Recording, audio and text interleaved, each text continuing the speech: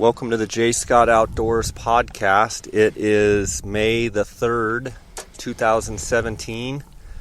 We are around a little metal table here in Sonora, Mexico. The sun has just kind of gone down. It's about 5:30 in the evening, and we're sitting kind of on the east side of this kind of mountain, and it's been a hot day today. We've had some great turkey hunting, but we got finished up today, and it's finally the sun has put a big shade here, and it's nice out in the yard. And we're looking over here. The dogs are just wiped clean out. They're laying flat on their bellies, and we've got 9 new calves here in the corral. The owner of the ranch was here today and said he has 6 new female baby calves and 3 bull calves. And it's just something, quite an experience here down in Sonora, Mexico. I've got Hunter Haynes, who guides with us for Coos deer and Goulds turkey here in Sonora. Was able to get his first Goulds turkey himself today, which was awesome. We tripled up. Real got awesome. Ron Hagen here from Gypsum, Colorado. Yes, sir. And Chris Coffey, hailing from Iowa. That's right. Originally from Indianapolis, Indiana. That's right. And a big NASCAR car racing buff. That's right. And one of the best turkey callers I've been around.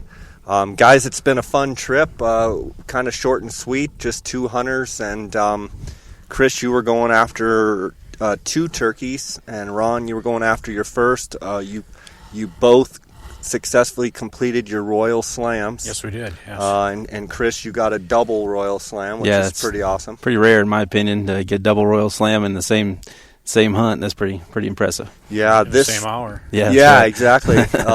Chris, we were fortunate. Ron killed his bird the first evening, so it was kind of fun. We all got to hunt together, and this morning we went out, and Hunter had roosted some birds, and they ended up kind of staying up on the mountain and didn't come down, and we kind of walked around calling a little bit, and we kind of came back to our original calling location. And I think it's one of those things, those birds, they fly down, they're with hens, they kind of do their thing, and then they eventually work their way here in Sonora. They kind of work their way down, go into water, go into feed, and seemed like our timing was perfect. And Chris, you worked your magic and called in that first bird, which was a big old tom. Yeah, it was big, mature bird. Great call in. Just those birds flew in, actually.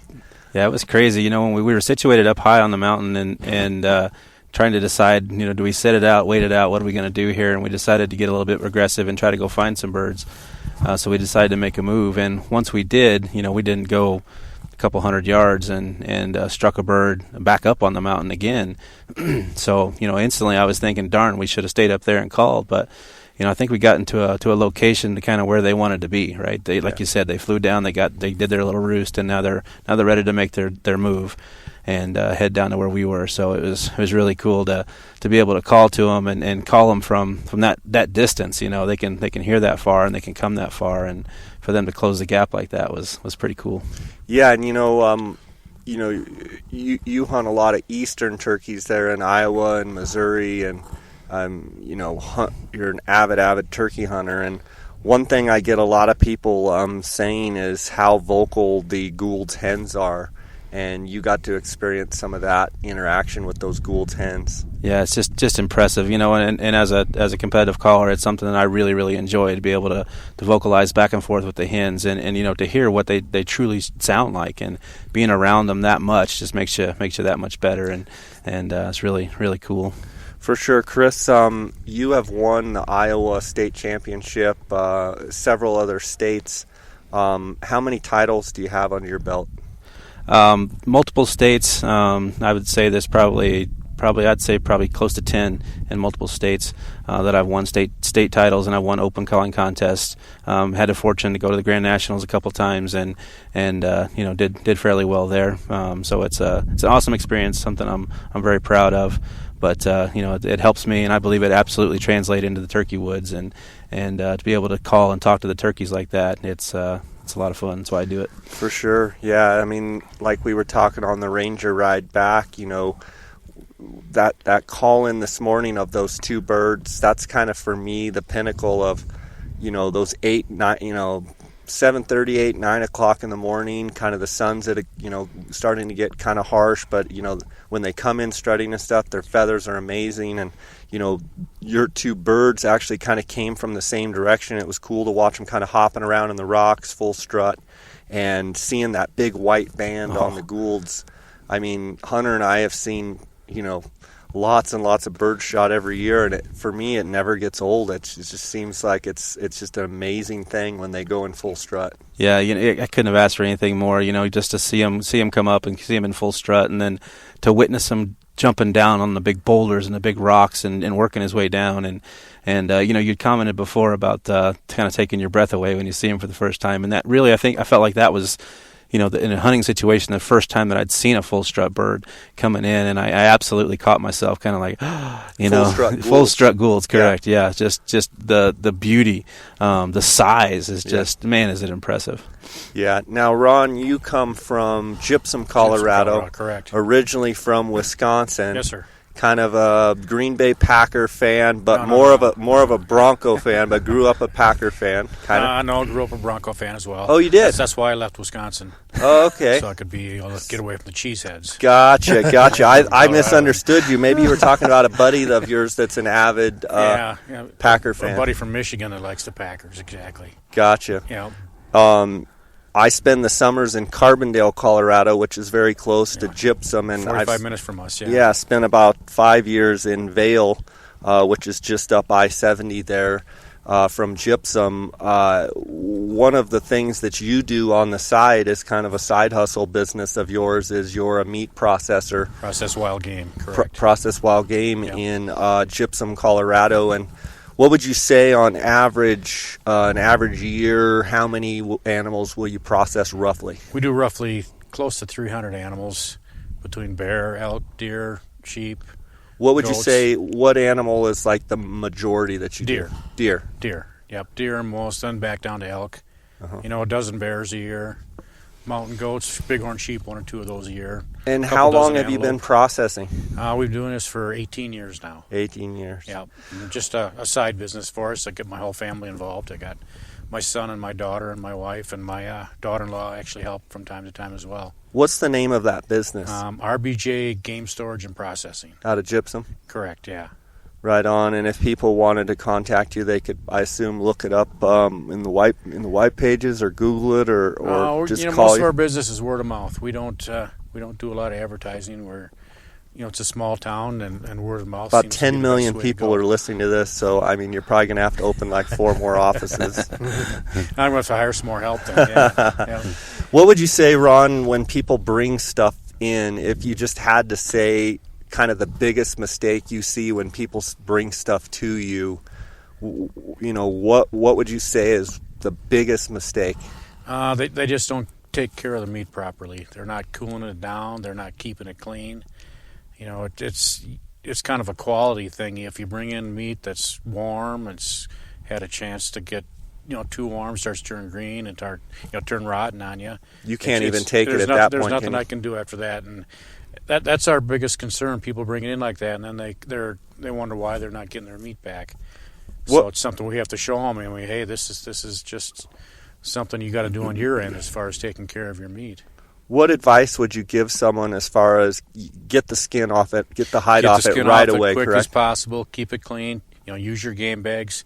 You want to take your time, but you still want to get it done in a hurry. The biggest thing, make sure you get the guts out of it first, and then worry about skinning it, keeping it clean.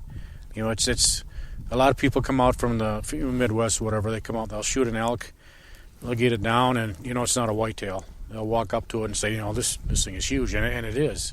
And it's some of these guys are just a little overwhelming, I think. They're thinking they can grab hold of it and drag it out of the mountain, and it just doesn't work that way. Your combination of the size of the animal, the heat from the animal itself, and it just it's difficult with the elevation people not used to it, trying to carry it out, and it's time consuming, and it's difficult. It's hard on people that aren't used to it. Mm-hmm. Well, it's hard on people that are used to it sometimes too. But For sure. As far as once you get an elk down, let's say, and you get the hide off of it, do you recommend getting that animal, get it up in the air and letting it air out? Yep, absolutely. Keep it out of the water. A lot of people put it in a creek or a water or something like that to cool it down. It cools it down, yes, but it's just not good for the meat itself. Keep it dry then. Get it up, keep it dry, get it up, get it aired out. And then, depending on the time of year, you need to get it to a cooler. If need be, just break it down, throw it in your ice chest. Keep the ice off it. You can throw the ice in there to keep it cold, but just keep the water off it. What would you say, temperature-wise, leaving an elk hanging in a tree overnight, what kind of temperature would you say you'd be fine as long as you can get it, if you're the doing very it next overnight, morning? 45 degrees, and I don't think you want to go much higher than that. Maybe 50, that's where the bacteria starts to build up. Ideal temperature is 38 to 39 degrees. Okay. That's in ideal conditions, which aren't going to happen when you're on the mountain. But overnight, it's no problem with that. Get it up there, get the air to cool it down, because it's going to take a while for those quarters to cool down anyway. Mm-hmm. Completely through the animal itself. Because elk's a big animal. Their thighs are huge. It's just it's a lot of work to get them all cleaned out and get them cooled down. Out of a, say, mature bull elk, fully processed, how much meat will you generally get out of that? A lot of factors there as well. Depends on how many times you shoot them. The size of the elk vary quite a bit too. We got some, the average elk, I think around our place there, 700-800 pounds would be a good size elk. You're going to get 300 pounds of boneless meat out of that. Okay. If all the conditions are ideal, there's not a lot of waste. You got a lot to consider when you're processing the elk. You got 100 pounds of head and horns, 50 pounds of hide. The legs are huge. They're a big boned animal. There's a lot of waste there as well. The chomping that you guys hear is one of the ranch dogs chewing on a turkey leg over here and doing a fine job. Ron, one question I get a lot from people, and you're the perfect guy to answer this, is what's the quickest way you're dulling a knife, and when you're taking care of an animal in the field, what can you do to preserve the sharpness of your knife? Just be careful. You don't cut into the bone. That's a big thing there. Cutting into the bone dulls your knife real quick, and even just trying to cut the hide itself. When you're skinning an animal, you want to try to keep from cutting holes in it, of course, in the hide. And if you can keep your knife off that skin, it's a little thing, but it keeps your knife a lot sharper. For sure. Hunter Haynes, been guiding down here, been running and gunning with me for years down here, and you've tried to get a bird last year, and we kind of ran out of time. And I kept telling you get your bird this year, and we'd gotten a double this morning. Chris filled his Royal Slam and kind of came over that ridge. We're taking some pictures of Chris's bird, and on that beautiful rock, with the desert, you can see like 40, 50 miles off in the distance, just incredible. And a bird started gobbling, and you and I looked at each other, and game on. It was game on. We had to cross that big canyon to get over there, and then we kind of stopped before we topped out. Boy, we hadn't gone, 100 yards, and Chris is like, oh yeah, you saw those turkeys. Yes. Was they didn't see us walking in the not wide at all. open? We got fairly lucky, and they were just basically moving from left to right, and I seen them through the trees, and they just caught them on a move, and were able to set up before we went any further. It kind of helped our situation out there instead of blundering down and through them. It's been my experience. It's hard to walk up on turkeys if they're not gobbling, if they're not giving their location away. Typically, you're going to walk through and try to find them, and more times than not, you're going to bump into them. So being able to see them before they see you is rare, but it absolutely helped us this time. Yeah, and Hunter kind of got in front of me, and I got the camera set up, and Ron and Chris were back, and Chris started calling, and I had given you that tail fan. We didn't even bring the Dave Smith strutter. We left it in the Ranger because I figured we'd be running and gunning all over that flat chasing that bird, and you started calling to those birds, and then I looked back at you like fan it. Yeah, we got out of the Ranger and you'd handed it to me and said you might need this to fan, and I was, we just talked about it. I've never tried it, by the way, until today. Yeah, it was incredible, and he'd give it to me and I was kind of like, okay, I'll take it. I didn't have much to carry anyway, and so we walked up through there and started calling to the birds, and the birds were responding, and they absolutely hammering and coming in, and they got kind of their comfort zone, right? They're pretty open. Yeah, and that's a big part of it. They could see a long way, and they knew that they couldn't see any hen over there. They could hear it, but they couldn't see it. And they kind of got to where, okay, I know you're over there, but I can't see you. I'm ready for you to come a little bit. And at that time, I was just like instantly just grabbed the fan and just popped it up. And I could see them, they could see me, and I seen just the attitude change. It's like they all looked at each other and were like, okay, hey, like they kind of slicked down, and here they come. That's right. Yep. Back off the call in just a skosh, and let the fan do the work, and just keep enough to keep them interested. And sure enough, they closed the distance, the rest of the gap that we needed. I said that I'd never tried it, but remember yesterday we kind of got pinned down by those birds. We were just trying to get back to camp to get something to eat. And we got pinned down by some birds for probably 30, 40 minutes. And finally it was just like, goodness, we're starving. It's probably like 10:45 in the morning. So I literally picked up the fan and we just started walking. And two jakes, or maybe a hen and a jake, started walking right at us. They came 60, 70 yards to us. In my opinion, they'd already seen us. They knew something wasn't right, and they was like, okay, the gig's up. But as soon as you pop that fan up, it's like, here they came. They actually came towards us after they'd already seen us, and it's crazy. And, before we came down on our first trip here for Goulds Turkey, there was a couple incidents, guys getting shot in the face with, so I don't condone it here on the podcast, but we're on totally private land, out in the literal, if we took a picture right now, unless they would realize we're in the middle of nowhere. They wouldn't believe it. Phones don't even work here. So, it was kind of fun to try that out. We're going to have a treat tonight. Chris, you have a special way you like to prepare turkeys. Wondering if you could kind of share us your secret recipe. Oh, man. We haven't eaten it yet. That's right. That's right. But you've built this thing up to be pretty special. What are we going to have on the barbecue? Yeah, the verdict's still out yet, but I've yet to meet an unsatisfied customer, so I'm holding it up pretty high. No, it's a marinade that my family had passed down to me, obviously, but we had found that we used to just kind of cut up the breast and marinate it in Italian dressing, and grill it that way. A lot of people cut it up into chunks and deep fry it. All fantastic ways to eat a wild turkey. But when I discovered this marinade, it's got a little sweet hint to it. It's got just the right amount of spice to it, and cutting the breast meat up into smaller strips. I'm going to say chicken finger size or smaller. The smaller the better, in my opinion. And then whipping up the marinade and letting the marinade do its magic, go in the refrigerator overnight, and then coming back with a really good charcoal grill and grilling these breast strips up it's just something that you guys are just going to have to experience. I can talk it up all day long, again, I kind of mentioned that I throw some parties and stuff after the end of a hopefully a successful turkey season each year. And I keep getting more and more people showing up for some reason. And they won't leave. That's right. But, I love it. Beer in Turkey, that's and right. They don't leave. It's something I really, really enjoy doing, the camaraderie of having fellow hunters around, having friends around, and being able to share what I truly love, and having something that good that comes from, not only the experience of turkey hunting, but to be able to have a meat and something that's a delicacy like that is just a bonus. But when I'm cooking the meat on the grill, I get a lot more people hovering. A lot of people stand a lot closer. When they start getting those first couple pieces off the grill, they realize that, hey, it's as good as it's going to get as soon as it comes off the grill. So I got a lot of buddies over there. Not many people helping cook, but a lot of people talking and holding trays, and it's a lot of fun. Well, I'm looking forward to it tonight, and we're gonna get a little bit packed up and eat and head out early in the morning. Hunter, you and I, we have 2 more trips left. 2 more, and I think we're at, what did we count up, 34? Yep.